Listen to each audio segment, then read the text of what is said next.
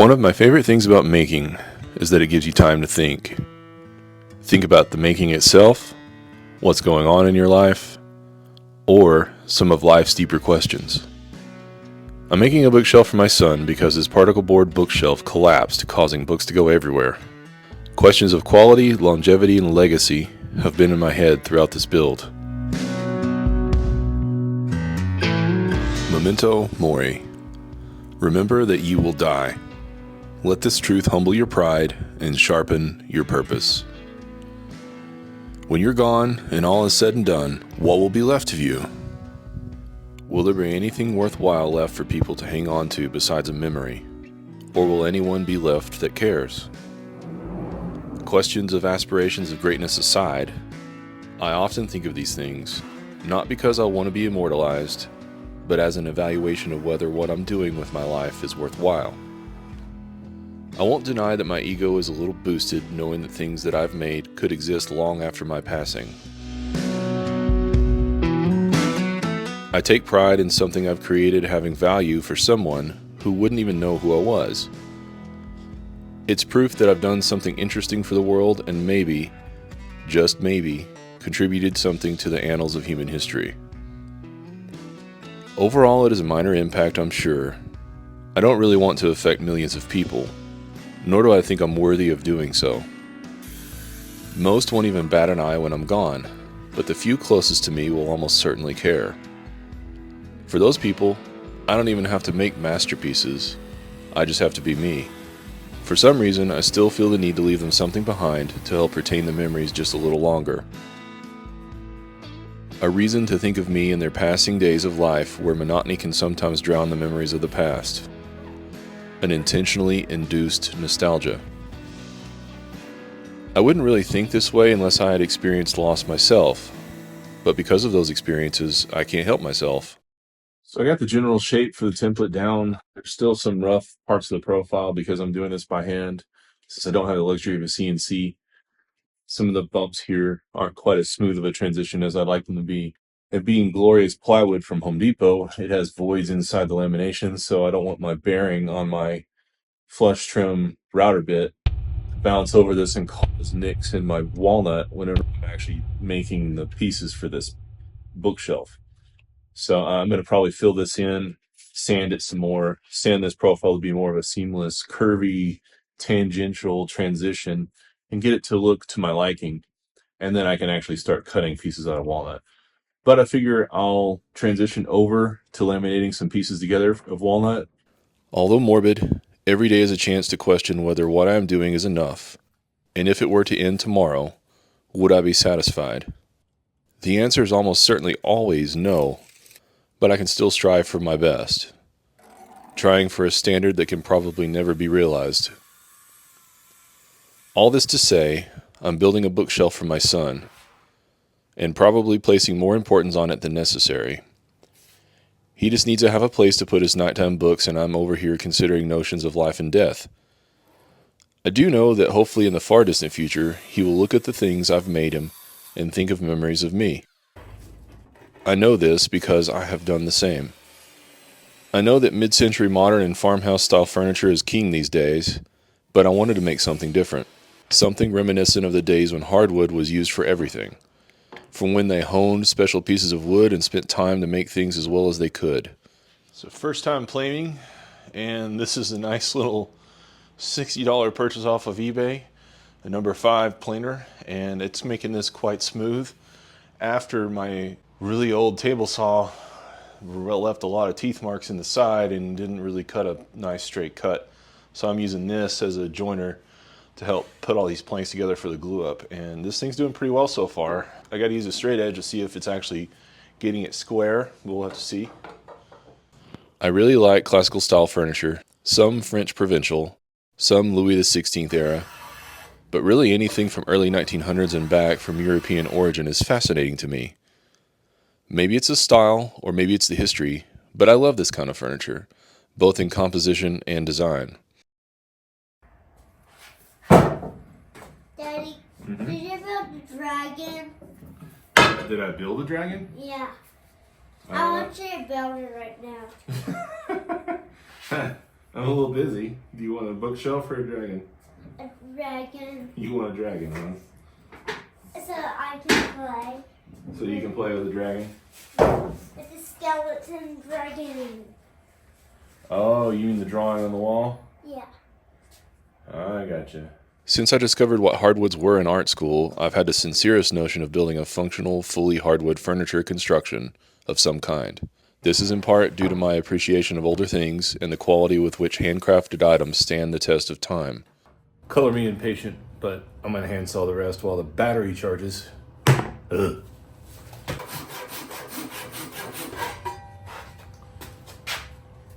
Wheeler. Now let's see if this thing can choke down some 8/4 walnut. Most antiques that were made well will probably outlast anything that was made these days. I felt the same about furniture made 20 years ago when I first had this thought. I've been patiently waiting for the opportunity for the ability to make this kind of project. So now that I have the stiles and the frame to frame the outer side walls of the bookshelf out of the 8/4, now I gotta cut a dado in the side of this for some 3/4 inch walnut veneered plywood. I think I'm gonna use the fence on the router itself, clamp these buggers down on my table, and use the router to cut out the dado versus using my table saw, because my table saw, as we've seen, isn't really that accurate. So here we go. Maybe I should use the table saw.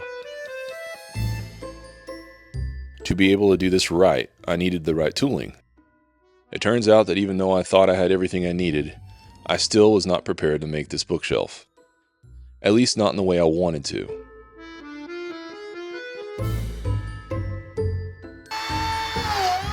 Question: is it possible to go full depth of cut without messing everything up? It is not possible. Routers are not your friend. I have a large tendency to overcomplicate things, but I find that if I think about a plan and adapt well enough, I can usually pull off complexity fairly well with grit and resolve.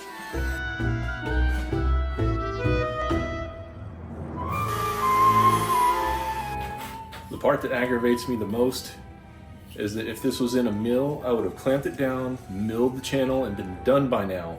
It is driving me crazy. This bookshelf threw me for a loop in many ways. I knew enough of the process to get it done, but seeing them performed by people and doing it yourself are two different things. I can see now with hindsight that I overestimated my abilities and my equipment. I've had to sidetrack myself at least twice during this project to make a router fence and to make a better workbench. Some might call it Project ADD, and they might be right. In the end, I've come back around to finish this thing.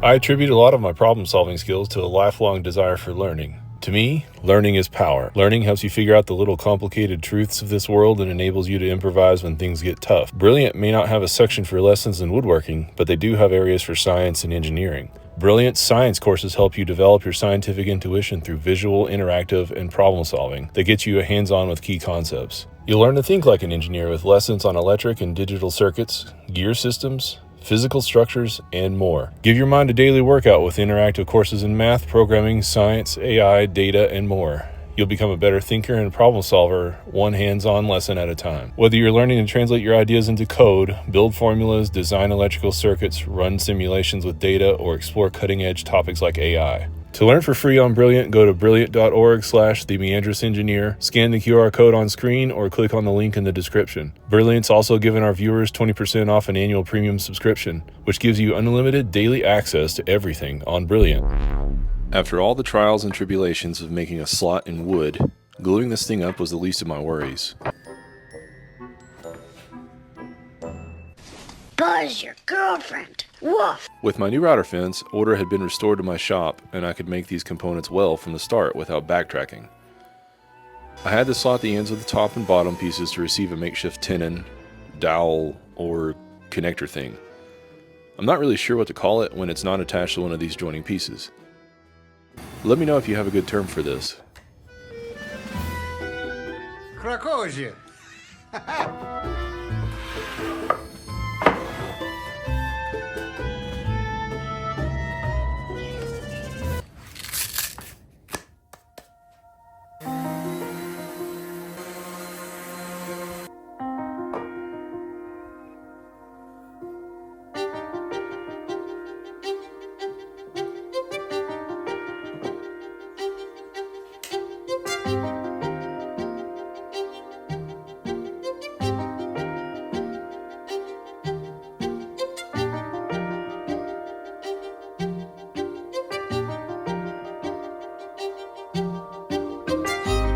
Alright, now that I've gotten all these together, finally, and congratulations, I framed some wood.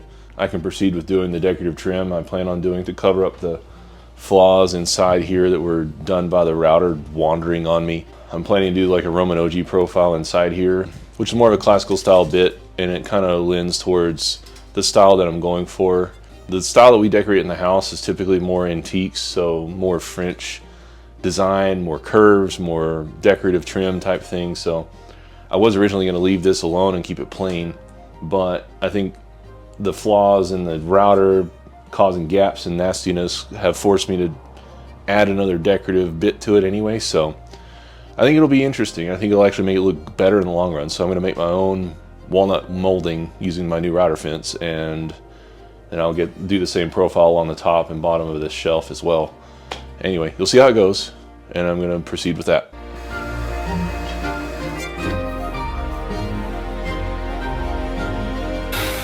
In hindsight, this very decision may have elevated the piece in the end. I had never made trim before, but I had never had a router fence before either. Making the trim pieces out of the same wood that the stiles were made out of was a great way to bring this piece together. At this point, I felt I had a good direction and had at least solved the problems right in front of me, but I had no idea what was looming in the future. I'm your guy. You can have it any way you want it without a CNC. Isn't particularly difficult. It's just a little... Now, technically, this isn't geometrically correct, and I could have figured out the right curve with templates, and I have really grown to like templates. Watching channels here on YouTube, these guys truly make it look easy. After watching enough videos to consider myself an expert on pattern cutting, I thought that running a flush trim bit along the pattern with my walnut stuck to it with double stick tape would be a breeze. Welcome to the next gate in the Gauntlet of Hell.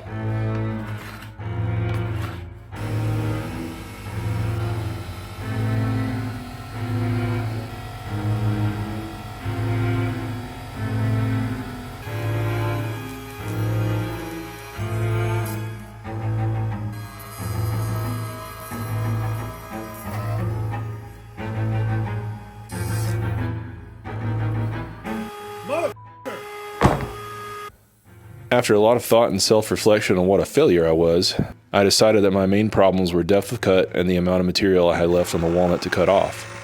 I had left around a 1/4 inch to cut off in the x-axis, and in reality it needed to be much less. You would think that the router bit would chew through this amount of material with no problem, and there's no doubt it chewed through it, but not in the way I had hoped. So in the end I had 3 revisions to my strategy. Less material outside the jig, maybe an 1/8 inch or so, less depth of cut per pass, and better pattern bits.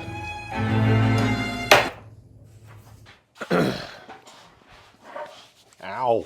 Now that I have this cut with a bare minimum of stick out, hopefully the flush trim bit won't break and tear things away.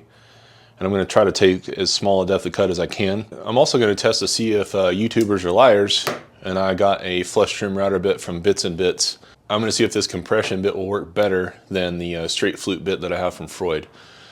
Honestly, my inclination is yes. The cutting edges of this bit look phenomenal. It reminds me of CNC machining bits or precision ground end mills for machining metal. This thing's beautiful, so if it doesn't cut well, I'll be surprised, and I'll call Katz a liar. Just saying. I had resisted purchasing these because of the cost. I have seen them on YouTube for years and admired their beauty. However, the price was never worth the purchase. After a long internal discussion with my inner miser, I took the plunge. I truly thought that the straight flute Freuds could do the job, and they very well could, but nowhere near as well as the bits from Bits and Bits. Say bits one more time. I emptied my wallet a little to buy a couple of these bits, and after that pain subsided, in the end, these made some of the best cuts my router has made to date.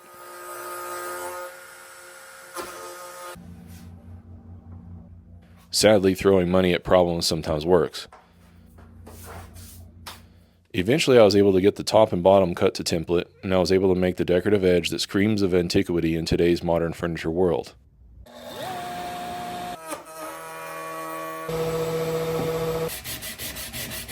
For the aesthetic of this piece and the styles I am referencing, this routed edge along with the Roman OG on the side pieces was perfect.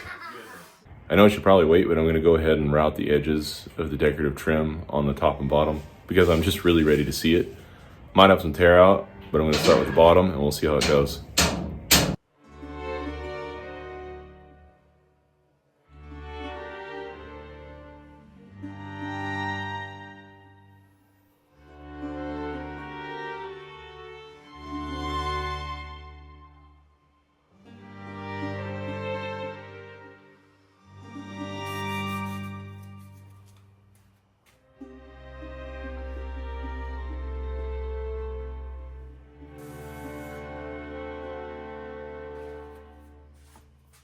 I'm at a point now where I'm making decisions on how to connect all this together, and I'm really obsessed with the wood movement thing, even though I think it's really not going to be a big deal in the arid environment I live in. But I've been trying to decide how to connect the top piece to the bottom through these vertical styles and everything, and I have come up with a pretty good plan.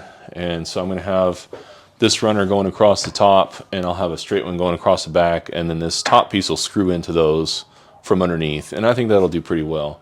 On the bottom, I'm going to come through the base plate and then into this with probably either dowels or screws. I haven't decided yet, so I'm trying to decide which one I should do. I really want this to last and to be something that'll be kept for a long, long time. For my son, for us, for anybody really. And so I'm really just trying to decide, and I think I'm at decision paralysis at this point. To fasten the top, I made 2 horizontal runners, one straight in the back and one to match the curve in the front. I made a clamping jig on top of my existing template to hold this piece down more rigidly where I wanted it. These runners will have holes for screws that have a slightly bigger hole so that some movement will be possible. Akin to the Boogeyman or Bigfoot, wood movement is a relatively scary thing on the internet. I wrestled back and forth with the joinery on this piece, yet I'm not exactly sure that I arrived at the best solutions. Because of the expansion and contraction on top and bottom, I decided to mount them with screws, especially on top. Somewhere along the way, I decided to glue the side verticals to the bottom along with 2 screws to make the piece more solid. The back veneered plywood would also be glued and screwed. In the end, I mitigated as much as I thought I could for the design of the piece, yet I'm curious to see if you took this thing from my arid environment to Florida, if it might expand enough to break some joints. The grains are aligned mostly with each other, but the styles have some perpendicular grains that may cause some issues in the life of the piece. I arrived somewhere between analysis, paralysis, and just getting it done. I think that the way I've assembled it should survive for quite a while, but hopefully I'll be around to witness that experiment. Again, I live in a very dry place where tumbleweeds have a workers' union, so the wood is probably already as contracted as it could be, unless I dumped it into the Sahara. Once again, I have no idea if this is too little or too much. I would love to apply some math to this to see how much expansion/contraction could happen based on varying amounts of humidity. It would be great to have an engineering view on how to manage wood's idiosyncrasies, but in the end, it's just not as predictable as metals. I hope this discussion lights a fire in the comments below.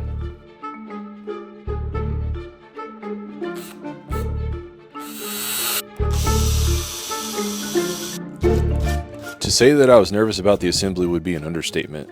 As I moved through making the parts of each stage in the process, I had mocked this thing up more times than I could count. This was in part due to the anxiety and also to help me stay motivated to finish the piece. Seeing it together kind of helped me see where it was going to wind up. If you've ever wondered if chiseling walnut is as satisfying as it looks, yes. Yes, it is. Why are you cutting wood? There are multiple times throughout my projects where I'll procrastinate due to the fear of anything less than perfection. I constantly have to remind myself that I can only pursue perfection, but it will always be a carrot at the end of a treadmill. I can only try my best, evaluate, and learn from every project. This procrastination delays things considerably sometimes until I have a concrete solution in my head. Sometimes it's an impassable boulder in my mind that has to be chipped away until I'm ready. It takes commitment to finish a project, and this typical obstacle has prevented me from finishing certain things over the years. I have to feel confident before I can move forward. That's partly why this project has taken so long. I bought this walnut in December of 2023. At the time of narrating this video, it's September of 2025. The problems I've experienced have stalled me multiple times, but the books falling over in my son's room have reminded me of my task. Sure, I could have simply fixed a particle board bookshelf in his room, but where's the fun in that?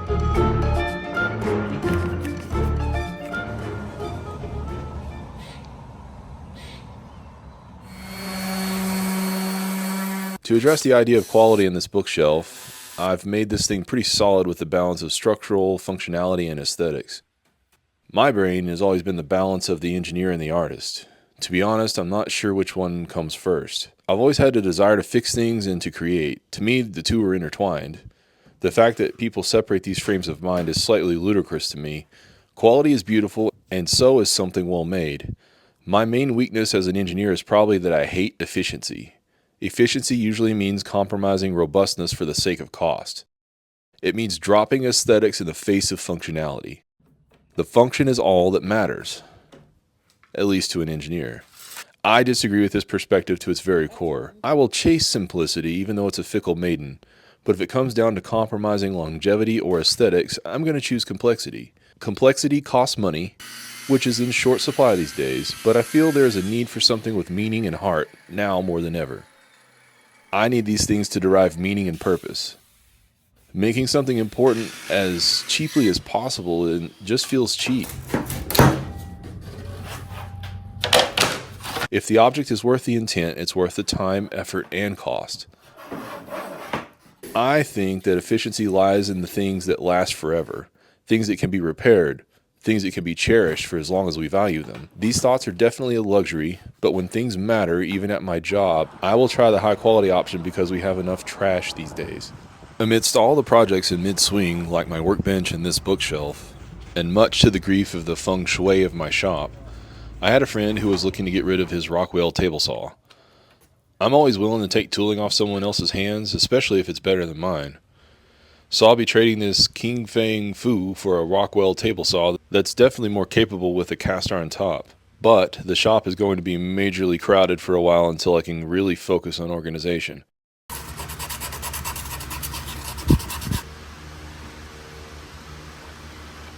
At this point, I'm determined to keep focus on the bookshelf until it's done.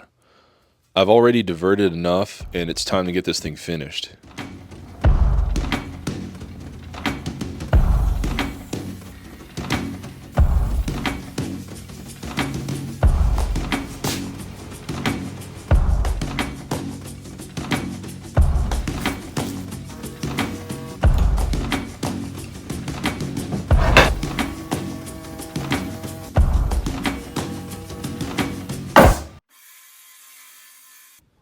One thing about older furniture is that they typically feature curves. Not single dimension curves, but multi-directional curves. You can cut curves out of a flat piece with a jigsaw, but making that flat piece curved at the same time requires steaming, bending, or lamination. One benefit of getting the new/old Rockwell table saw was that it was much more capable of resawing the 8/4 walnut to make the 1/8" panels for laminating the bottom curve of the base. You've seen this feature before on older furniture. They'll have the curvy scrolling skirt on the bottom as a bit of decorative trim. It may provide some supportive structure, but it's mostly for looks.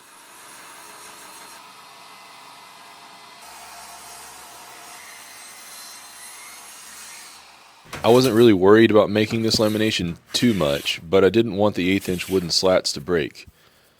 That's about as thin as I could safely cut them without the use of a drum sander or risking it on a planer I don't actually have.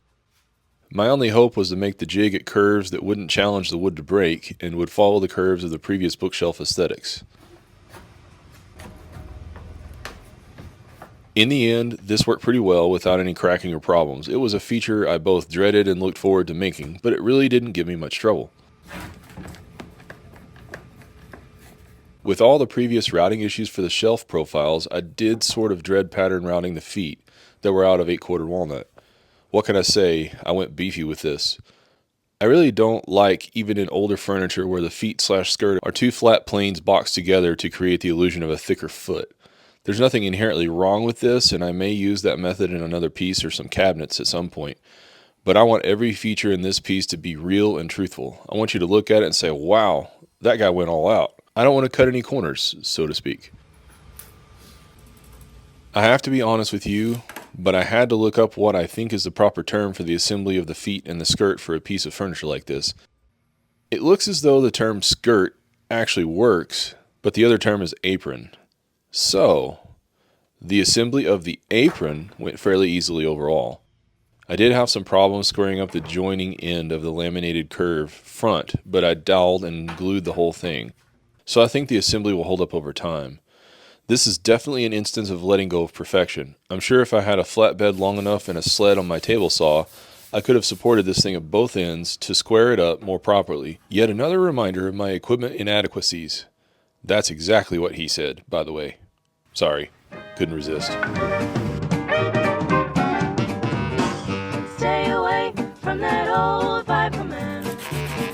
Don't you take that fruit he's holding in his hand. Just one bite and you'll be swinging with the band.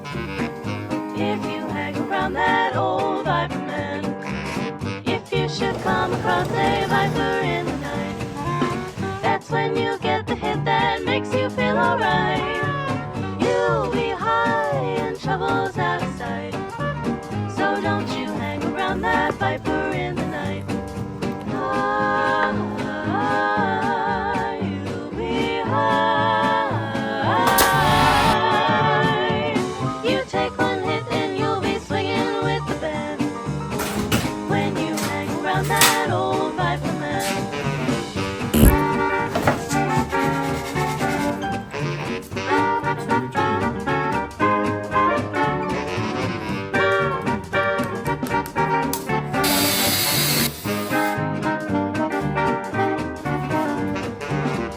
If you hang around that old viper man and let temptation lead you by your lily hand, you'll be moving your body to the dance when you cut it with that old viper man. With the callback to things of old, I decided to make the shelf supports not out of modern shelf pins, but with a sawtooth design instead.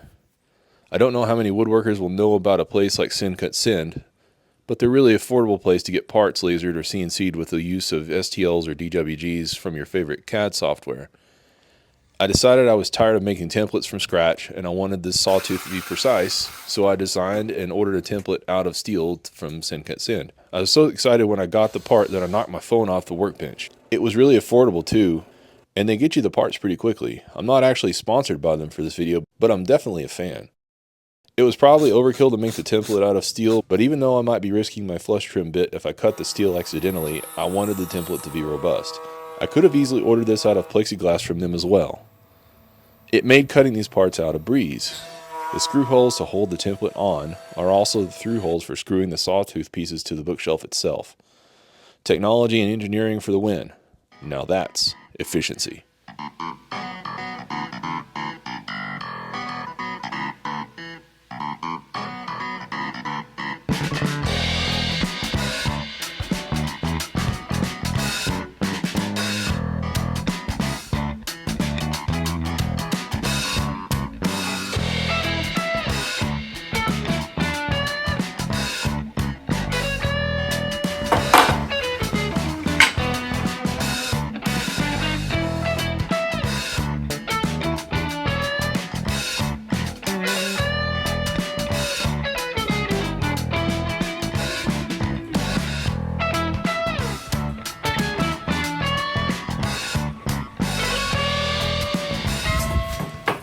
Now with the sawtooth shelf supports done, I needed to get out the curved template one more time to make 2 shelves to rest on said supports.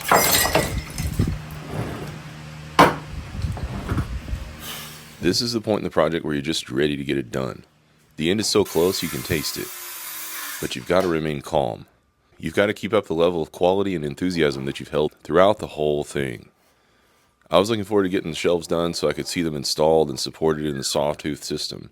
My favorite part about a project is when it all comes together in the final assembly. That and maybe the original inspiration and creation of a design. So I guess I'm a fan of the beginning and the absolute end of a project. The meat is in the middle, but it's basically just a list of instructions that one must follow to get from point A to point B. The part before the end is where the discipline comes in. Don't rush, don't focus on the end, but on what you're currently doing. Be in the moment. All this to say I wasn't looking forward to routing yet another couple of panels to the curved template. One of the elements of design is repetition, which creates intention. If one oddball piece is in a project, then it may look out of place, but if you have 4 of the same element repeated throughout, then you meant for it to be there. Installing the shelving was a back and forth between making the shelves fit in the cabinet itself with no interference, installing the sawtooth shelf supports, and then marking where the relief notches needed to be for the shelving to have clearance to go in between the pieces to be supported by the shelf runner. I hope you got all that. Some people may have never seen this kind of shelf support system before, and most furniture pieces I've seen on YouTube are using shelf pins. I'm fine with shelf pins, but they reek of modernity. If I'm leaning into the designs of Antiquity, I'm going to refer to the older ways. What's funny is there's a bit of hypocrisy within this because I used a laser-cut steel template designed in CAD to make these sawtooth shapes. However, I prefer to think that I've brought a little evolution to something that was originally cut and shaped by hand tools. I was really happy with this after it all came together. I was going to use shelf pins at first, but I figured I'd go for some flair. If you can't embellish, then why bother? Of course, this ties into my desire to be remembered and thought of fondly for all my creativity, abilities, and craft. Everyone fears death, but it's coming whether we want it or not. Most can ignore this inevitability because it's convenient. For me, although I'm deeply afraid, it is better to acknowledge this fact than pretending it's not creeping in the background. Some may find it disturbing to deal with, and I get that. But to me, it's a sobering reminder of many truths in this life. It's a reminder of what matters. It keeps you from dealing in petty arguments that aren't worth your time. It keeps you from worrying about the things that don't matter as much. It can help you appreciate the simple things and be grateful. It isn't a guarantee for happiness, but it adds perspective for appreciating the good things in life, no matter how small. To answer whether this bookshelf will go down as a family heirloom is speculative at best, and to ask this question is possibly egotistical as well. There are a few things I do know or at least have an inkling to believe. My son will remember these experiences of me making this bookshelf, and I'm willing to bet it'll be some good memories.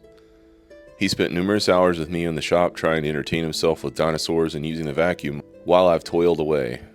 Once he gets over the fact that I refuse to paint it red, I think he'll even value it at his young age. In the end, I'm left to the point where I started, full of questions. I can't control what will happen, and neither can you. This project may go down as one of the best ones I've ever made or one of the worst. So when the lights go out, it's not my choice, but I can choose what I do before it happens, as long as I have the time.